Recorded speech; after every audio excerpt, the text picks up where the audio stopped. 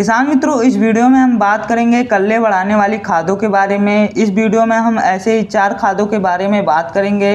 यदि आप इन खादों का प्रयोग सही समय से और सही मात्रा में करते हैं तो आपकी खेत मात्र 15 दिन में ही कल्लों से भर जाएगी। इन खादों के प्रयोग से कल्लों का फुटाव तेज़ी से होगा और कल्लों का फुटाव भी अधिक होगा। यदि आपके पौधे की ग्रोथ कम है तो उसमें भी यह सुधार करेगा। इस वीडियो में हम 4 खादों के बारे में जानकारी देंगे। इन खादों के बारे में संपूर्ण जानकारी देंगे। इन खादों का प्रयोग कब करें, कितना करें, कैसे करें, कौन कौन सी है ये खादें, तो पूरी जानकारी के लिए वीडियो के अंत तक जुड़े रहिएगा। स्वागत है आपके अपने कृषि चैनल एग्रीसीएज में।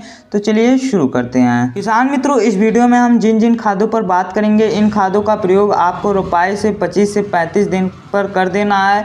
यदि आप इन खादों का प्रयोग 35 से 40 दिन के बाद करते हैं तो आपको इसका उतना शानदार रिजल्ट देखने को नहीं मिलेगा जितना शानदार रिजल्ट देखने को मिलना चाहिए।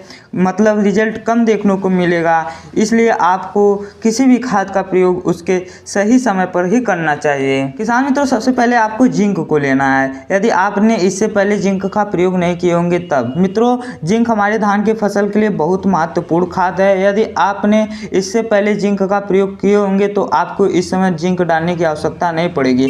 यदि नहीं डाली होगी तो आपको इन जो खादों हम वीडियो में आगे बताएंगे, इससे डालने से 1 सप्ताह पहले ही जिंक को अपनी फसल में दे देना है। आपको इस समय लगभग 5 किलोग्राम प्रति एकड़ के हिसाब से जिंक सल्फेट 33% वाले का प्रयोग करना है।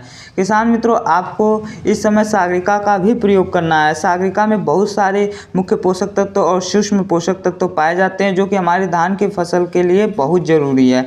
आप इसके स्थान पर कोई अन्य भी माइक्रोन्यूट्रिएंट्स का प्रयोग कर सकते हैं। मार्केट में बहुत सारे माइक्रोन्यूट्रिएंट्स आते हैं। आप किसी भी एक अच्छी कंपनी का माइक्रोन्यूट्रिएंट्स का प्रयोग कर सकते हैं। यदि आप सागरिका का प्रयोग करते हैं तो इसकी जो मात्रा आपको लेनी है वह प्रति एकड़ के हिसाब से 8 से 10 किलोग्राम प्रति एकड़ के हिसाब से सागरिका की मात्रा लेनी है। यदि आप इसके स्थान पर किसी अन्य माइक्रोन्यूट्रिएंट्स का प्रयोग करते हैं तो उसकी मात्रा में परिवर्तन हो सकती है। आपको सागरिका के साथ ही सल्फर का भी प्रयोग करना है। यदि आपने इससे पहले धान की फसल में सल्फर या सल्फर वाले उर्वरकों का प्रयोग नहीं किए होंगे तब। बहुत से किसान मित्रों रोपाई के समय एसएसपी सिंगल सुपर फास्फेट का प्रयोग करते हैं। यदि आपने भी रोपाई के समय एसएसपी उर्वरक का प्रयोग किए होंगे तब आपको सल्फर डालने की कोई आवश्यकता नहीं पड़ेगी, क्योंकि एसएसपी सिंगल सुपर फास्फेट में लगभग 16% फास्फोरस, 19% कैल्शियम और 11% सल्फर की मात्रा पाई जाती है। चूँकि एसएसपी में 11% सल्फर की मात्रा पाई जाती है और यह मात्रा धान की फसल में सल्फर तत्व की पूर्ति कर देगी, इसलिए आपको सल्फर डालने की आवश्यकता नहीं पड़ेगी। किसान मित्रों, सल्फर हमारी धान की फसल में 4 तरह से काम करती है। सल्फर एक अच्छा खाद है, सल्फर एक अच्छा फंगिसाइड है, सल्फर एक अच्छा कीटनाशक है और सल्फर एक अच्छा ग्रोथ प्रमोटर है। सल्फर हरित लवण निर्माण में सहायक होता है, जिससे पत्तियां हरी बनी रहती हैं तथा पौधे के लिए भोजन का निर्माण अच्छे से होता है।